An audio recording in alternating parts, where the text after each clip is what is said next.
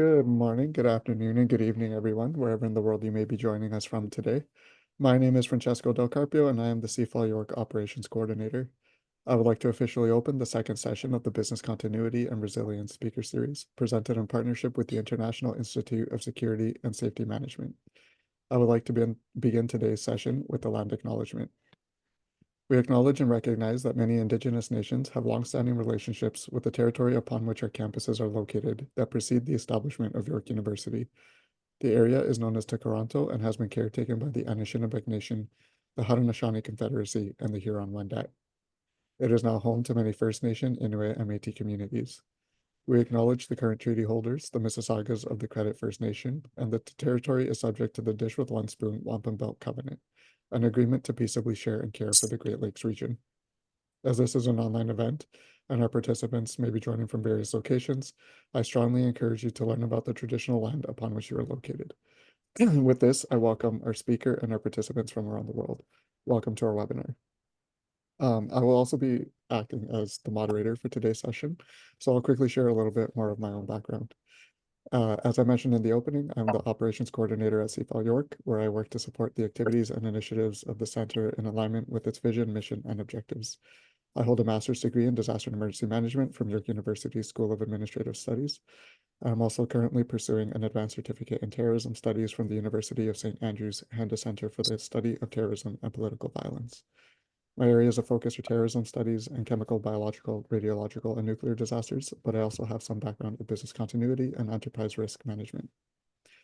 And now it is my great pleasure to introduce today's speaker, Dr. Krishna Vatsa. Prior to joining as member National Disaster Management Authority in India, Krishna Vatsa worked as Policy Advisor, Disaster Recovery Bureau for Policy and Program Support, UNDP in New York and Nairobi during 2015 to 2020. He served as the Regional Disaster Reduction Advisor, South and Southwest Asia in New Delhi from 2008 to 2014. He joined UNDP in 2007 as Early Recovery Coordinator in the Philippines. As a career civil servant, Dr. Vatsa joined the Maharashtra Emergency Earthquake Rehabilitation Program in the state of Maharashtra in 1995 and implemented a large-scale earthquake recovery program during the next 4 years. He also served as Secretary to the Government of Maharashtra Relief and Rehabilitation from 2003 to 2006, and then as Security, Rural Development, and Panchayati Raj from 2006 to 2007. In course of his career, he has extensively consulted for several national and international organizations in the area of disaster risk reduction and recovery. Dr. Vatsa has a Doctor of Science in Disaster Risk Management from the George Washington University in Washington, D.C., and has published extensively on the subject. Dr. Vatsa, thank you very much for being here today and I'm looking very much forward to your presentation. Just before I pass the floor over to you, I would like to quickly go over some housekeeping rules for the audience. The webinar chat is open for everybody, so please feel free to say hello, comment on the But your voice is presentation. not very clear. Your voice is not very clear. Yeah. Sorry, is this better? Yeah, now it's that's better. Okay, sorry about that. Yeah, so just before I pass it on to Dr. Vatsa for the presentation, just to go over some quick housekeeping rules for the audience. We are leaving the chat open for everybody to do introductions and general discussion and comments on the presentation. However, we do ask that any questions that are directed to Dr. Vatsa be put in the Q&A box. And we will get to those after the presentation. So Dr. Vatsa will present for about 30 minutes, but feel free to drop your questions in at any time, but we will address them at the end of the presentation. And with that, thank you very much. And I will pass it on to Dr. Vatsa. Thank you to the University of York and ISSM for inviting me to this webinar. Great opportunity to interact with a whole lot of people, practitioners who are working in this area. And it has become a very, very important, relevant area, particularly after COVID-19. As we speak, we have a cyclone making the landfall tonight in India, and it is going to affect two eastern states, West Bengal and Odisha. So we are expecting the cyclone at the speed of 120 kilometers. Now, both the state governments are evacuating large number of people. About 500,000 people are being evacuated. And this process will go through the night. And there are other preparedness measures in place. The most important thing that we need to take care of, apart from the safety of the people, is the continuity of power supplies.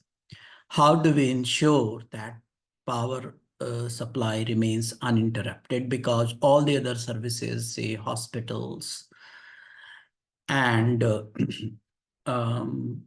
the transportation of various kinds, that would always be dependent on the power sector, the continuity of the power. And so how do we prepare a business continuity plan for the power sector in such a situation? There are several utility companies working in that area.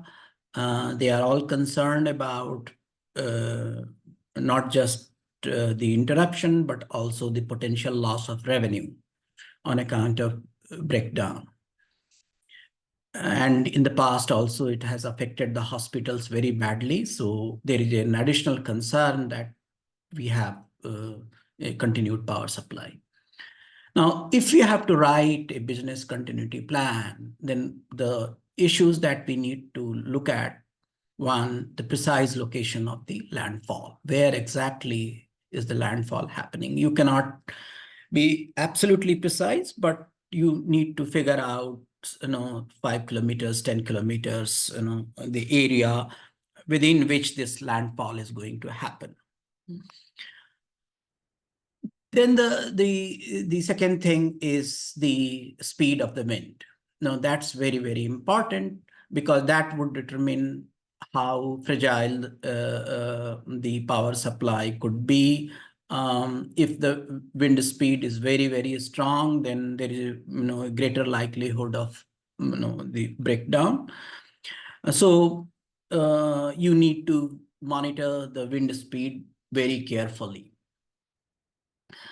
The third thing that is very important is how do you assess your existing cables and poles and transformers and substations in that area. Which are the substations that could get flooded? Where are the poles that could get uprooted? The cables may break. So we need to have some kind of a risk assessment of the power system. The other important consideration is that if the power system breaks down, how fast we can restore the power supply, and it would very much dependent upon two things. One, the availability of equipment. So all the equipment that constitute the power supply system. And the second is the availability of personnel. So you need to have a warehouse where you are keeping all your equipment. And then you also need to position all your personnel. Now, you can position your personnel, but it's also important that you care for the safety of your personnel, that they should not be in the harm's way. It's your ethical, moral responsibility that all of them are safe and are able to contribute their services without being harmed. You need to set up an emergency operation center or a control room, something which is operational 24/7, so that, and you can advertise the number so that your consumers could approach you, contact you, and report any complaints. And you should also have a plan for alternative reinforcement. If the situation exceeds a certain threshold, you need to get people from other states. You need to get supplies from other states. So you need to have a plan for alternative reinforcement. You should also have a mutual aid plans with other utility companies so that, if something goes wrong, you can ride on their systems. You can use their systems to get the system up and running. And, this is always helpful for all the utility companies. So these are broadly the constituents of a business continuity plan. If you have to ensure that your systems are up and running. With some effort, we can write this business continuity plan, but what is very important is that it needs to be tested. It needs to be checked if it's really workable on the ground. So any business continuity plan that we prepare requires to be tested. People need to be trained, and we need to conduct certain exercises so that the plan is really practical, viable, and it works on the ground. So now we are emphasizing that all the business enterprises, institutions, all of them develop this kind of a business continuity plan so that they are not able to just contribute to the the process of restoration. They are also able to reduce their own losses. I represent the National Disaster Management Authority, and we are in the business of preparing the plans, disaster management plans, all the time. We prepare all kinds of disaster management plans, contingency plans, preparedness plans. So it's also very important for us that we prepare the right kind of plans. And so we are revising the guidelines. How do we prepare the plans? There is a legislative requirement that all the ministries should develop plans. Now, what happened that when we issued the guidelines, we issued a very uniform kind of guidelines for the ministries. This is how you need to prepare your continuity plans. And all of them prepared kind of 200 pages to 400 pages long plan. And it was quite a task to review all those plans and see what are the useful elements of that plan and how the plan could be made more workable, more practical. We were facing a lot of difficulties in reviewing these plans, which were very, very heavy. So we have revised the guidelines for these plans. And we categorized all our ministries into three broad class. The first class of ministries would consist of those ministries which all of them have to ensure the business continuity, but they have other functions too. So the first class of the ministry, first category of the ministry would consist of those ministries which, apart from maintaining the business continuity plan, have to provide a huge amount of service in disasters.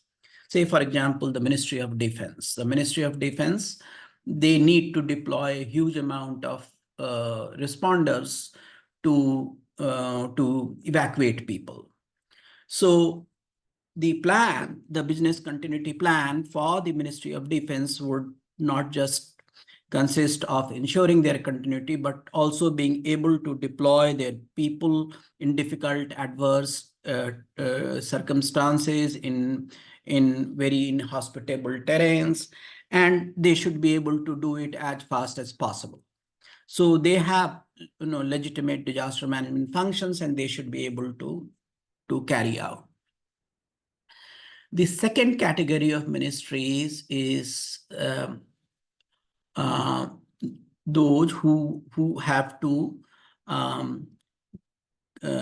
ensure the continuity, but they also have to, they are not providing disaster management services, but they have huge assets and they need to take care of those assets. Those assets are spread across the country. So the plan would actually consist of business continuity as well as the asset protection. So they would write a different kind of a plan.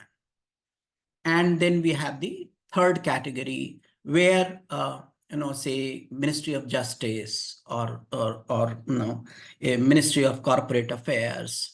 These are the ministries which are just concerned with the business continuity. So again, how do you write a business continuity plan depends upon the mandate of the organization, the objectives of the organization. And you cannot just have one uniform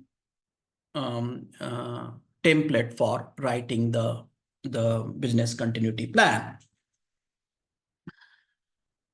What is very, very important is that we need to understand that objective very clearly. How do we, what are the objectives? One, of course, that we need to ensure the continuity, but we also need to ensure that organization continues to serve the purpose all the time. So if NDMA is in lockdown during the COVID and NDMA closes its door, it has a huge loss of face that a premier agency devoted to disaster management has closed its shop when the crisis is at its height. So we have to ensure that even in the midst of lockdown, the NDMA continues to function 24/7. And we have to make all the arrangements so that it is up and running, and we should not be perceived to be kind of in a passive mode. We are engaged in dealing with a crisis, and so we need to be active all the time. So our business continuity plan would ensure that we are able to get our system running all the time. So one very, very important element when we are writing is the objective of the organization. Once you ascertain the objective of the organization, you also need to then conduct some kind of a risk assessment. What are the different kinds of risks? And these risks come not just from the hazards, they come from very different kind of dysfunctions as well.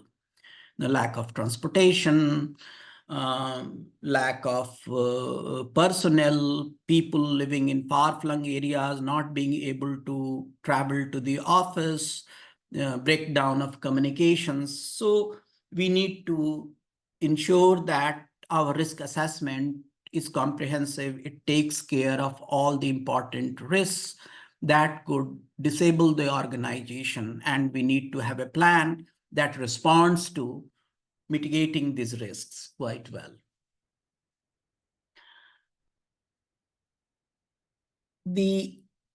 Once we have the risk assessment, then perhaps we can think of writing a very sharp, clear business continuity plan, which will emphasize a few things. One, of course, is that we need to have a good redundancy plan for your infrastructure, that if something is down, then you are able to get the replacement very fast.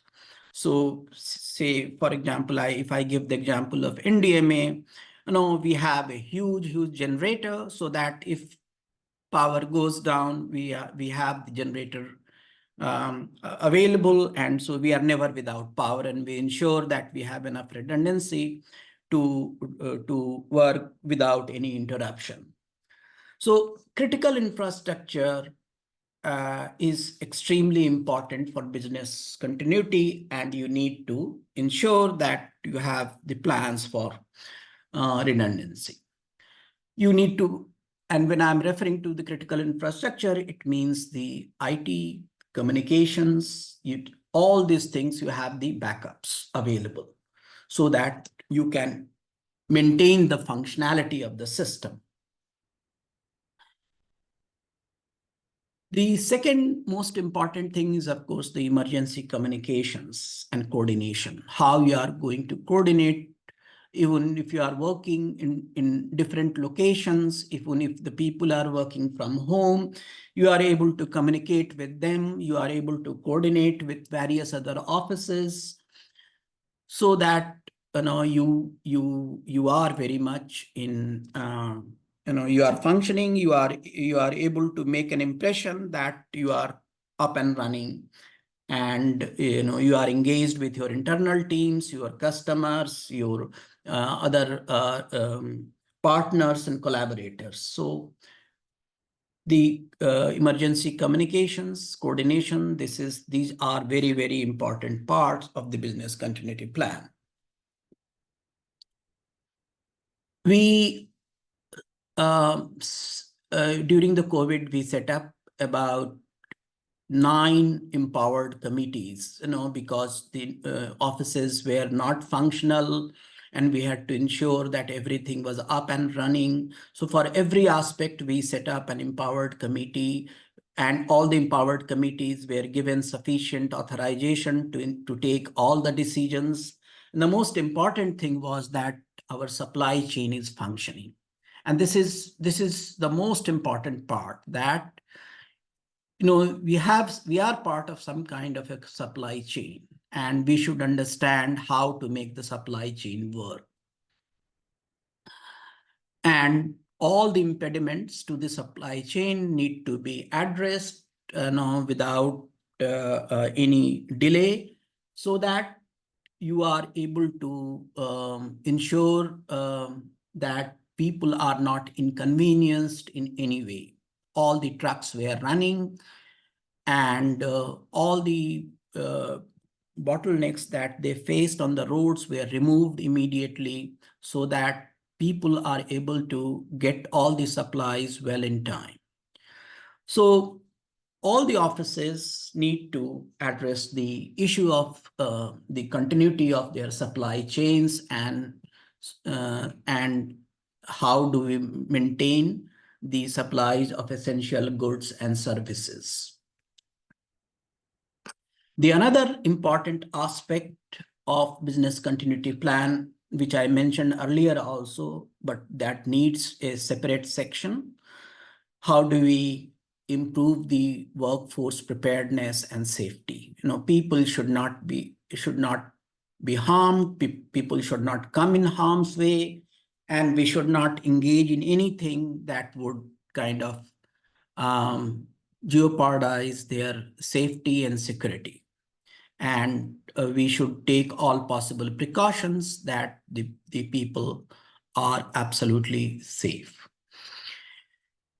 The people could have multiple situations. Some of the people may have some special situations. They could be people with disabilities. We need to take care of all of them. And the organization's empathy needs to be expressed very clearly in such situation when they make a special dispensation for the safety and security of the people.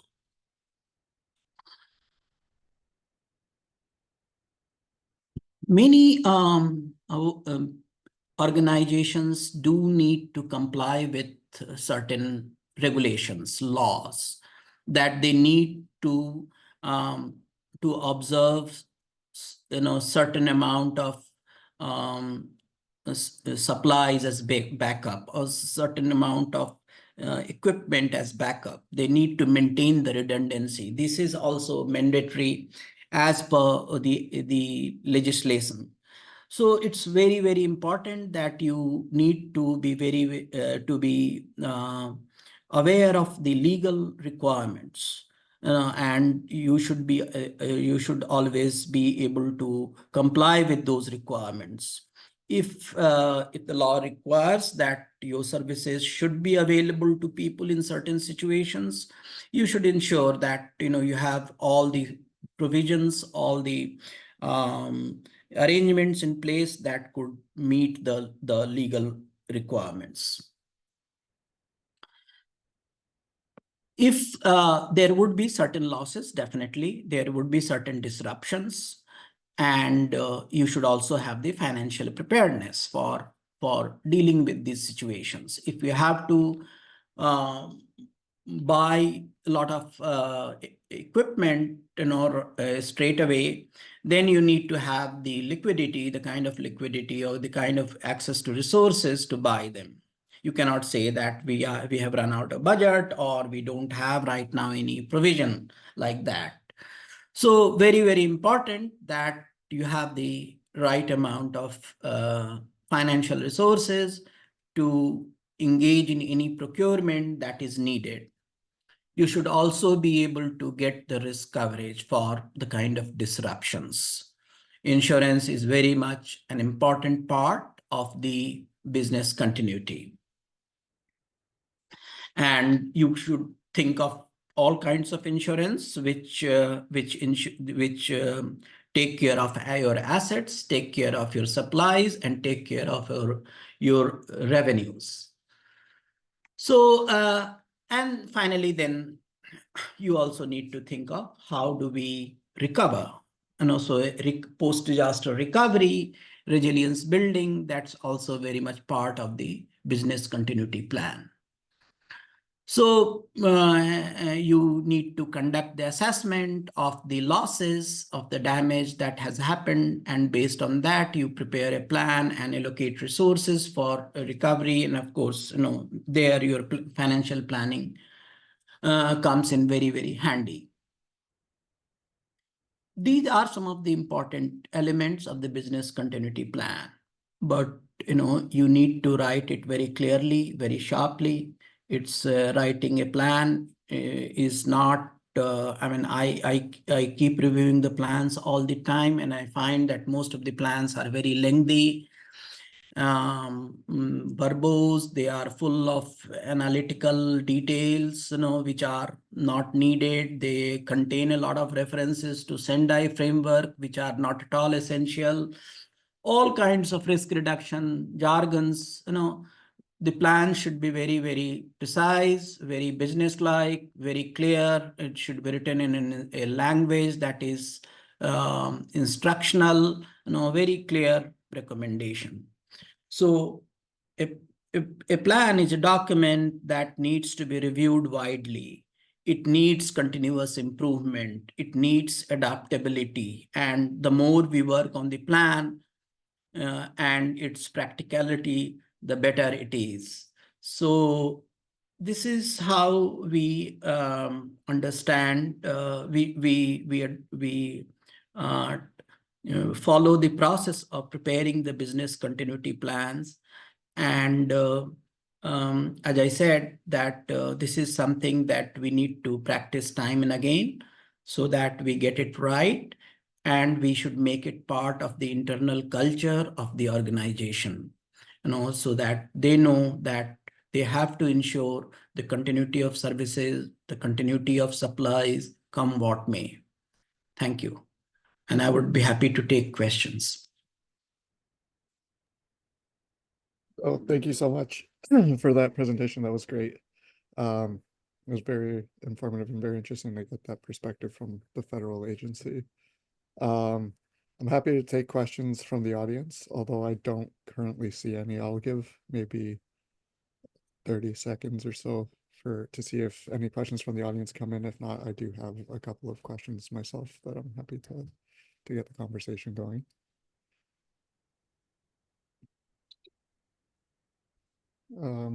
Well, seeing no questions. Can I ask a question? Yeah. I'm not allowed to put my questions in the Q&A. So, Dr. Vatsa, thank you very much for the presentation and a great talk. I have a question about the current status of business continuity and enterprise risk management education in universities in India. If you could please elaborate, what's the current situation? My overall feeling is that this particular area has not been paid attention to enough at the university level education, especially within the business schools. While we know traditionally they cover some business continuity, well, let's say strategic risk management or risk management, mostly from financial point of view, but this business continuity, as we understand it, and as we want the businesses to follow and to have, in my understanding, it is not taught enough, at least within the university system. What's the situation? But I really might be not informed well about the situation in India. I'm talking mostly from Canadian and other countries that I know, but not much really informed from Indian perspective.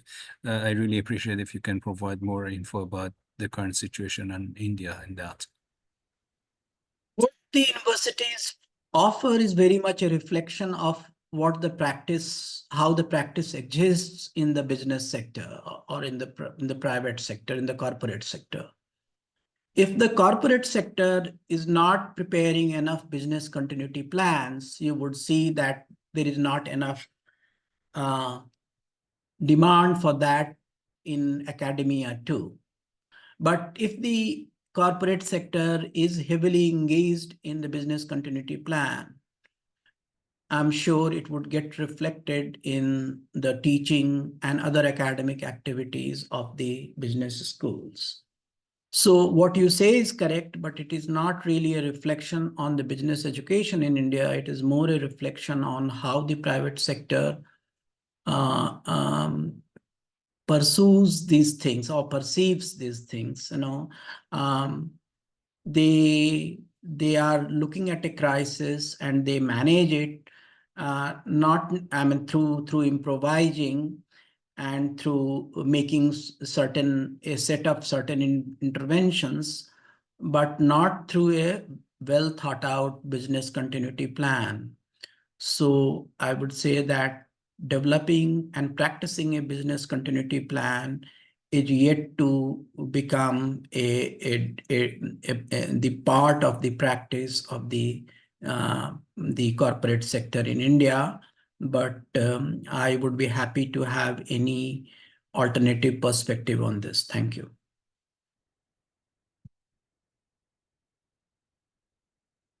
Yes, thank you very much. Great point.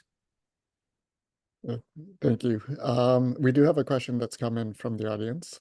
So Michael asks, so business continuity plans have a habit of gathering dust.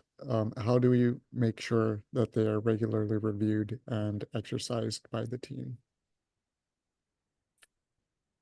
Yes, so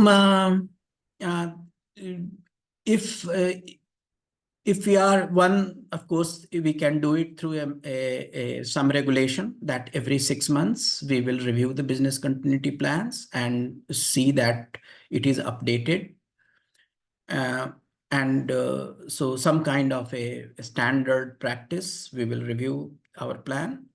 And say we have within our laws that every 3 years the ministries would update their plans. So that kind of a legal provision is definitely helpful.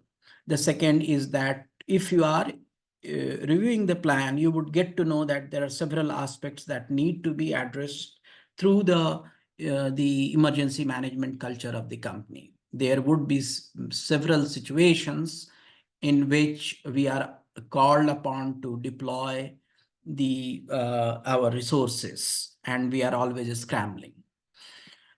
So if you are reviewing that, then you really are more aware of the need for various kinds of provisions to meet the emergency situations. If you are not actually reviewing it, then there is always a possibility that you would like to deal with the situation as if we are responding to a particular emergency, and once the emergency is over, the life is back to usual. So I would say that it is part of the business, the culture, that we review the plans and we test it and we practice it and we improve it. And there are many situations, even in normal course, where we need to apply it. Great. Thank you very much. And thank you, Michael, for that question as well. I see Professor Santosh has their hand up, but just if we could get to your question in just a minute, Professor, because Michael has a follow-up question to that first one. So they're asking now as a follow-up, do you see business continuity planning as a way of directly engaging with the C-suite and demonstrating the value added role of risk managers? Can you just repeat the question again? Yeah, of course. So they ask if you see business continuity planning as a way of directly engaging with the C-suite and demonstrating the value added by risk managers. C-suite, so like CEOs, Okay. like higher level executives. Oh, certainly. So, no, I'm sorry, I forgot to mention one thing, that business continuity plan would very much depend upon the leadership. That it is the leader's vision that gets reflected in the business continuity plan. If our Prime Minister had not mentioned that all the important offices of the government would continue functioning even in the midst of lockdown, perhaps we would not be so inspired to be in our office at the height of the COVID-19 crisis. This was our leader's vision, that, well, there is a lockdown in the country, but we need to keep our critical offices functional so that we are seen to be working for the people. So a leader's vision is very important, and a leader ensures that the company provides the service in emergency situations, in difficult times, in desperate situations. And it is a failure of the leadership if the company lets down its customers, its clients, its stakeholders. So it's very much linked to the leadership, and leadership should place a special emphasis on developing and testing the business continuity plan. Without that, there won't be any useful exercise of this kind. Thank you. Great. Thank you so much for the answers, and thank you, Michael, for the questions. Professor Santosh, if you'd like to go ahead with your question, please.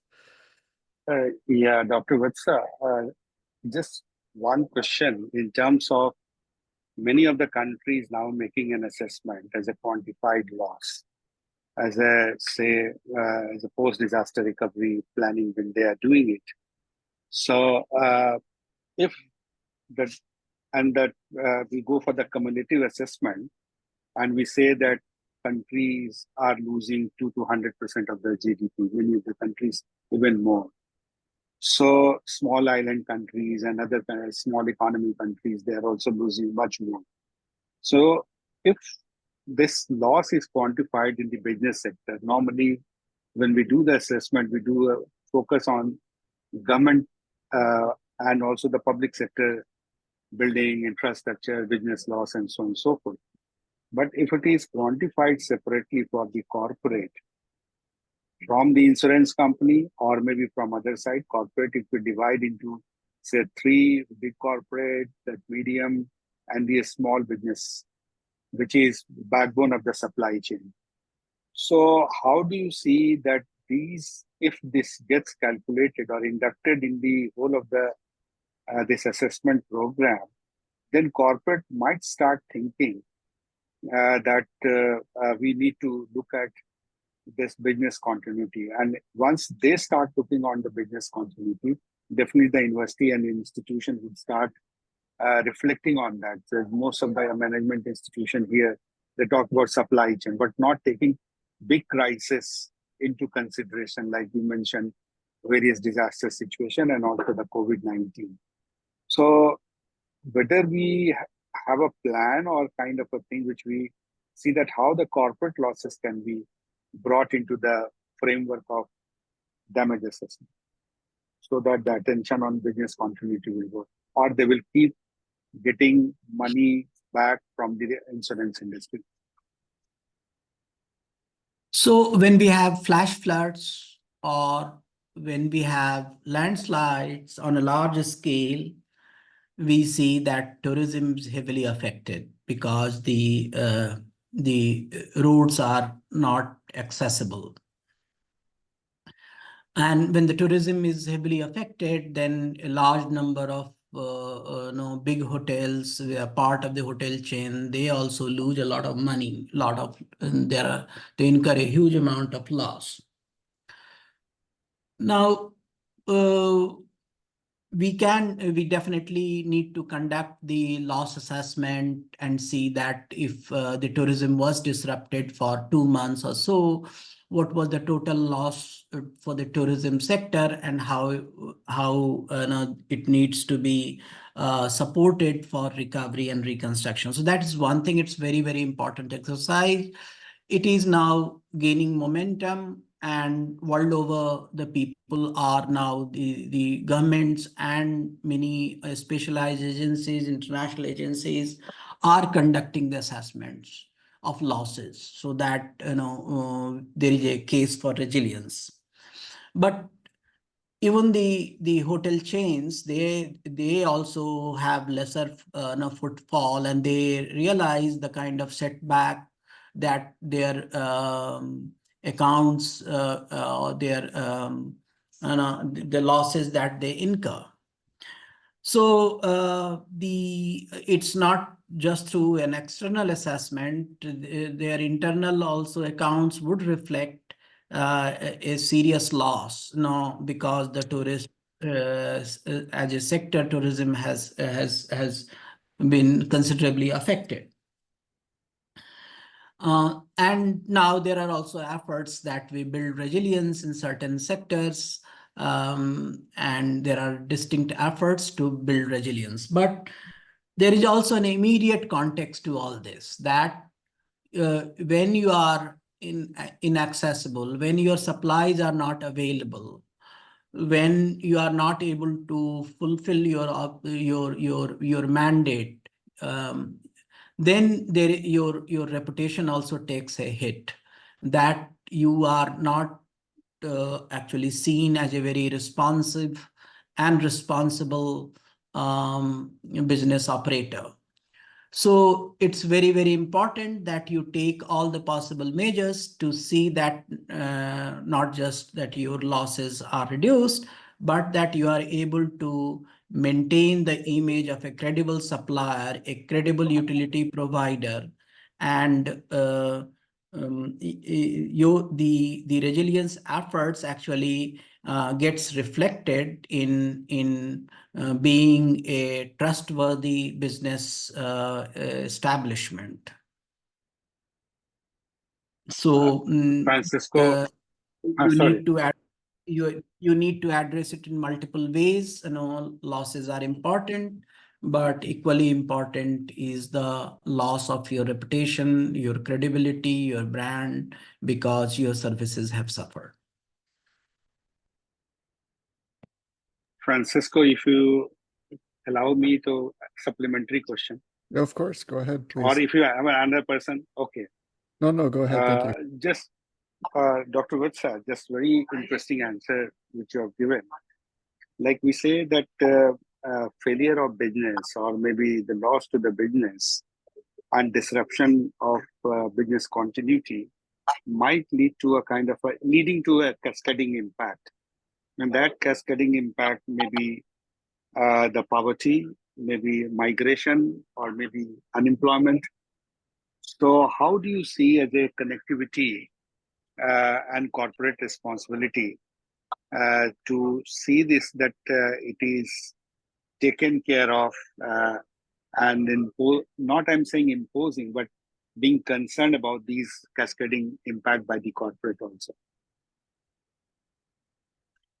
So again, to cite the same example, if the tourism as a sector is affected and the tourist facilities are not operational, the roads are not accessible, then a whole lot of people who are dependent upon tourism for their employment and jobs are laid off. Once they are laid off, they are facing income losses, they are facing many other difficulties. So a lack of business continuity has huge socioeconomic implications, in terms of the ensuring the livelihoods of the people who are dependent upon that. So again,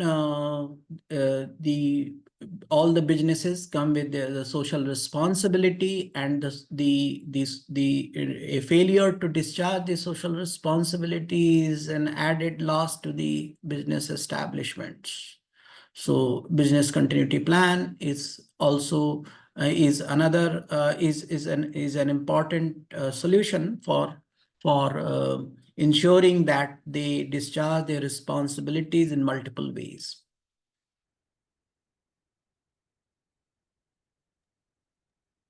So thank you so much. You see that in such situation and the type of vulnerability and the risk factors are multiplying manifold due to climate change.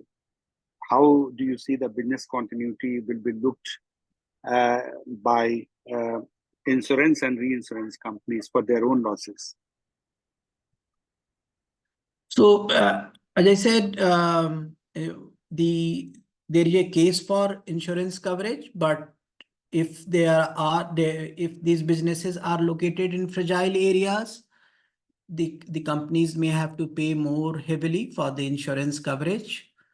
But if the businesses are spread across the country, perhaps the losses in one area could be recouped by your gains in another area, the profits in another area. So it should be possible. But then you have to take the decision to buy insurance. And I think most of the businesses are going in for insurance. Only thing is that as the insurance coverage increases, the premium comes down and it becomes more affordable. So insurance is definitely an important component of ensuring the business continuity. I mean, despite all the difficulties that are associated with insurance, and insurance is not a panacea, but I still consider that insurance is an important means of ensuring that the companies are able to maintain their supplies and their services. Thank you so much. Great. Thank you so much for those questions, Professor Santosh, and very detailed answers there, Dr. Vatsa. Thank you so much. We do still have a few more minutes left, so I invite the audience, if they have any other questions, to please put them in the Q&A. But I don't see any right now, so I do have a question myself. You mentioned working with business continuity plans for the ministries, but also you mentioned that there's legislation for business continuity plans at the more local government levels and for certain utilities and infrastructure. So I'm kind of curious, how closely do you, as part of the National Association of Disaster Management, work with local governments to create these plans that are legislated and to test these plans? And then how much do you actually rely on those local plans and those local governments or regional governments to have business continuity plans that will ensure the safety of infrastructure that might be federal infrastructure, but that's located in the region, before the federal government really needs to step in and help with continuity of operations and things like that? So there are two things, and both the things are closely related to each other. One, there is a culture of preparing business continuity plans or disaster management plans that local governments, districts, municipal corporations, all of them would prepare disaster management plans. It's a mandatory requirement, and good or bad, they will have this plan with them. So this is important. It may not be a great plan, but it is important to have a plan. You know, once you have a large number of plans, then you start looking at the substance of these plans, how professionally they are prepared. A lot of these plans are not prepared very professionally, and that is one of the problems of the discipline. Perhaps we don't have, and we cannot really lay the blame on the local governments. We need to lay the blame on disaster management practitioners, that we don't have the kind of skill or the experience or the expertise to prepare a very credible disaster management plans. You know, when they ask us to prepare the plans and we say that this is the plan which is long, 200 pages, 300 pages, they believe, yes, this is a great plan. You have written 200 pages. How useful is that? It's another question. Now, what I feel is that over a period of time, these plans will get better and better. These plans would become more functional, more operational. So I am not really demotivated by the poor quality of plans. I emphasize that all the entities, local entities, they prepare plan, and once they start getting engaged with preparation of plan, they would improve it over a period of time. They would understand what works and what does not work. So when you are evacuating 500,000 people within 2 days, it requires some kind of a planning. You know, that how many buses you need to deploy, how many other vehicles, heavy vehicles that you need to deploy to evacuate people. So I think, you know, these kind of exercises do give a realistic perspective to the plans. I would say that within during the last 10 years, a large number of plans have been prepared. Some of them not so good, and some of them good. But this is an exercise that would go on, and in course of time, I think it would become more professional. But that is one reason why I came to speak in this session. I would like us to be more professional about preparing the plans. We should be able to write sharp plans. We are not writing the sharp plans. We are writing plans which read like dissertations and not disaster management plans.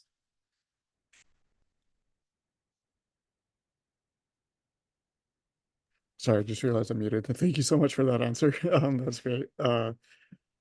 We do have a question here in the audience. It is a bit more general of a question, or rather, I think maybe dependent more on the location, and they don't mention where they're from. But they ask if they say they've completed their master's in social work with a specialization in disaster management. And so their question is, how can they build a career in business continuity? So yeah, maybe if you have any advice for somebody who's looking to get into the field. So if they want to join the private sector, there are two ways in which they can work.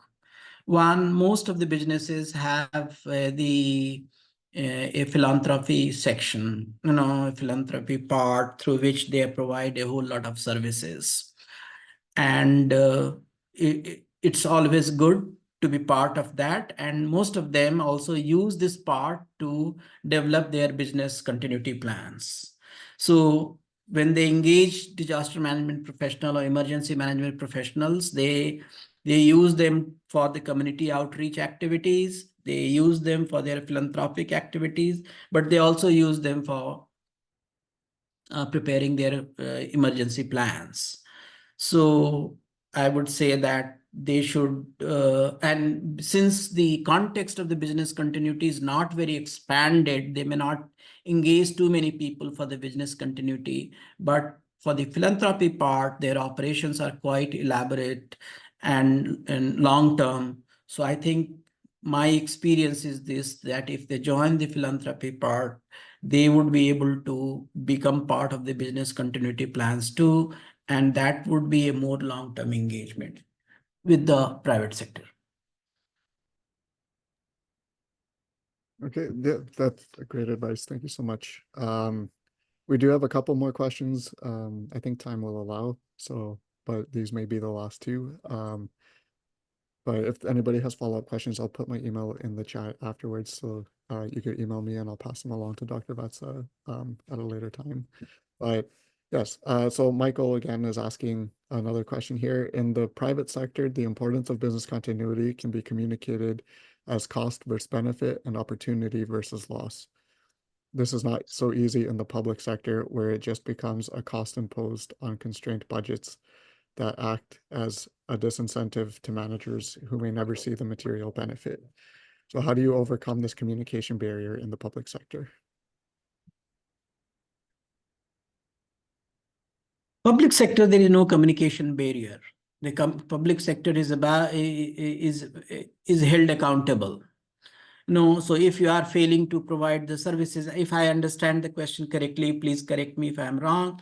Public sector is expected to provide services without any disruption, and if it is not able to do that, then it is held accountable, it is criticized, and it is judged on a very different standards. It's also linked to the performance of the leaders, the political class. So that is one reason why whenever public sector is in such a situation, it does not bother so much about the budget. It's more about the continuity of the services. It will not think twice about, and I have seen this, how the public sector, when there is a public sector utility company, it kind of goes to extraordinary lengths to ensure the continuity of supplies, even if you have to purchase a huge amount of inventory, which the private sector would think twice, thrice. So that's the kind of the context in which the public sector works. The spotlight is on public sector, so it works very differently. And I don't think it needs to emulate the private sector in this respect, because they have an obligation to provide services. Thank you. Yeah, I think that was their question answered perfectly. Actually, I think the question was, what is the incentive for the public sector if it's not profit driven? So I think service continuity and also ensuring that there's trust is a great way to measure it. So thank you so much. And just the last question here. So somebody's asking more, not so much a question, but they're asking more about how can business continuity plans be developed in the context of climate change, or bring climate change more as a growing factor in disasters, I guess. It should be front and center of your business continuity plan. How the climate hazards are becoming more and more frequent. How we are seeing unusual rains and flash floods and urban flooding, and how our services are getting disrupted. It really makes a very pressing case for preparing the business continuity plan. Your services are highly prone to disruption and uncertainty. So actually the climate change and the kind of hazards and the frequency actually makes a very strong case for improving your business continuity plan, and you try to bring in all the climate uncertainties so that you are better prepared for dealing with the situations. And not just that, you also need to connect with those who are in the similar situation. Great. Thank you so much for that answer. And thank you so much for that presentation. We are at the end of our session time. But yeah, thank you so much. That was very interesting, very informative. And yeah, it was great to hear their experience at the level of the Federal Government's Association for Disaster Management there in India. So, Francisco, can I make a comment on that? This point, if you have a fraction of minutes, maybe 40 seconds. Of course, please go ahead. Yeah. Just I wanted to flag here, maybe Dr. Vatsa is in a very right position. Like continuity plan can be made against the known risks. And the climate change, which we are talking about, many unknown risks are actually emerging, which is coming with the cascading impact. So how do you see that accommodating all these kind of into where quantification cannot be done?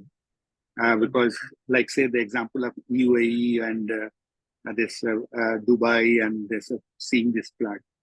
So if they wish to make a kind of, now they have seen it, but now prior to that, how you suggest those countries who have never seen such kind of a unexpected thing to accommodate in the plan? Have the trends available everywhere, and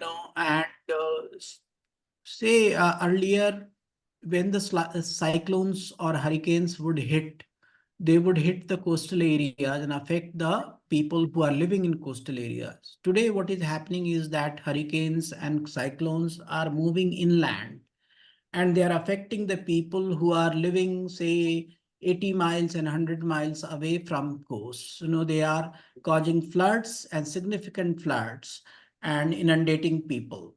So what I'm saying is that some of these climate hazards are, kind of changing their behavior, their patterns. And we have now enough evidence to factor these things. No, we do not just now prepare for the cyclones on the coasts. We prepare for the large scale floods inside. We prepare for huge winds which can affect people 100 miles inside.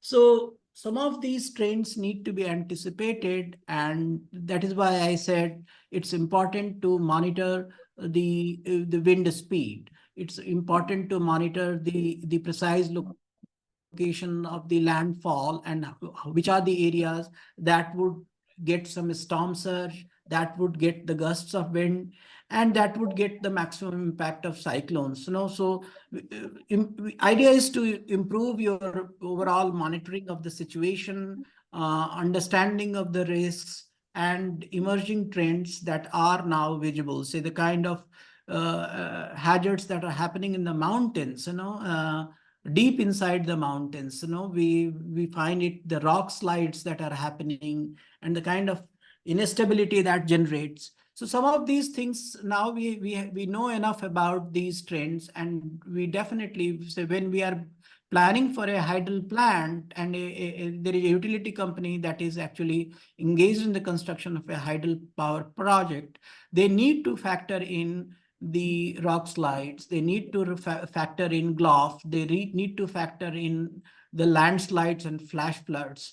So these are some of the consequences of climate change, and we have enough evidence to bring some of those things within the business continuity plan.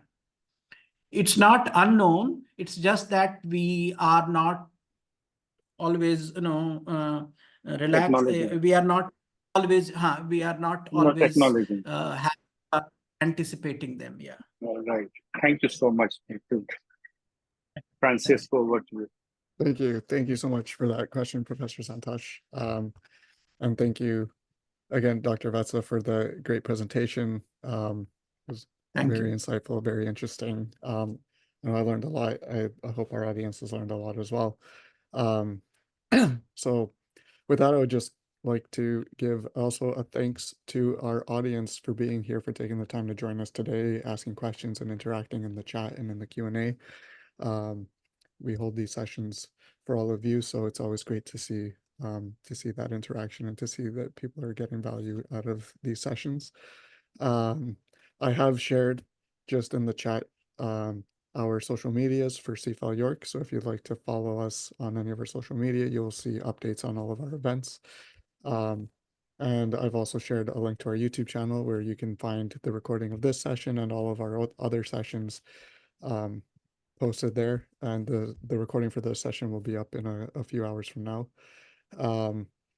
I've also shared my email there in the chat. So if anybody has any follow-up questions for Dr. Vatsa or any questions about anything that we do at CFAL York, please feel free to reach out to me and I'll do my best to answer them or pass the questions along to Dr. Vatsa as well. Yeah, and so with that, just one last final reminder, this is a monthly speaker series, and so our next session will be in November.